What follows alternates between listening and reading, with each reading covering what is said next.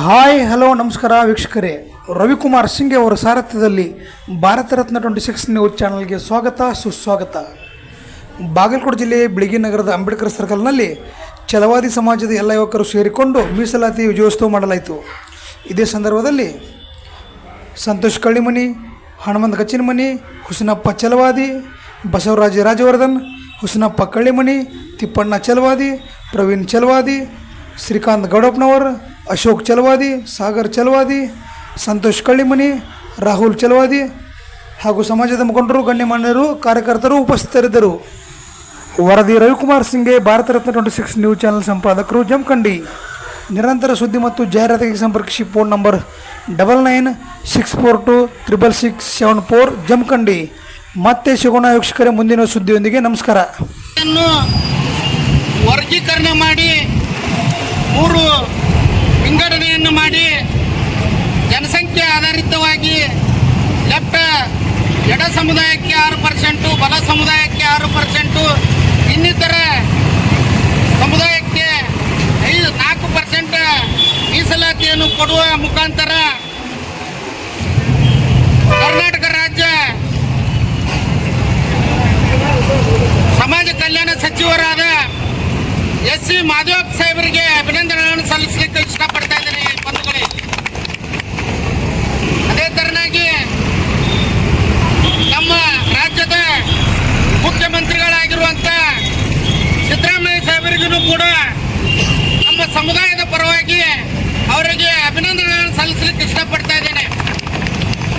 ಶೋಷಿತ ಸಮುದಾಯ ಪ್ರತಿಯೊಂದು ವಿಷಯದಲ್ಲಿ ಹೋರಾಟದ ಮುಂಚೂಣಿಯಲ್ಲಿರ್ತಕ್ಕಂಥದ್ದು. ಮೀಸಲಾತಿ ಯಾರ ಅಪ್ಪನ ಮನೆ ಸ್ವತ್ತಲ್ಲ, ಇದು ನಮ್ಮ ಹಕ್ಕಂತಕ್ಕಂಥ ಮಾತನ್ನು ನಾನು ಹೇಳಕ್ಕೆ ಇಷ್ಟಪಡ್ತಾ ಇದ್ದೇನೆ. ಯಾಕಂತಂದ್ರೆ ಸಮುದಾಯದಲ್ಲಿರ್ತಕ್ಕಂಥ ನನ್ನ ಎಡು ಸಮುದಾಯದವರಾಗಿರ್ಬೋದು, ಬಲಗೈ ಸಮುದಾಯದವರಾಗಿರ್ಬೋದು, ಯಾವುದೇ ಒಬ್ಬ ನಾಯಕನ ಬಗ್ಗೆ ಮಾತಾಡಬೇಕಾದ್ರೆ ಎತ್ತರ ಇಟ್ಕೊಂಡು ಮಾತಾಡಬೇಕಾದಂಥ ವಿಷಯಗಳನ್ನು ತಮ್ಮ ಗಮನದಲ್ಲಿ ಇಟ್ಕೋಬೇಕಾಗಿದೆ. ಬಾಬಾ ಸಾಹೇಬ್ರ ಬಗ್ಗೆ ಆಗಲಿ ಹಗುರವಾಗಿ ಮಾತಾಡಬಾರ್ದು. ಮತ್ತು ಇನ್ನಿತರ ಯಾವುದೇ ಒಬ್ಬ ನಾಯಕರು ಕೊಟ್ಟಂತ ಕೊಡುಗೆ ನಮಗೆ ಬಹಳ ಅತ್ಯಮೂಲ್ಯವಾದದ್ದು ಅಂತಕ್ಕಂಥದ್ದನ್ನು ತಿಳ್ಕೊಂಡು ಮಾತಾಡಬೇಕಾಗಿದೆ.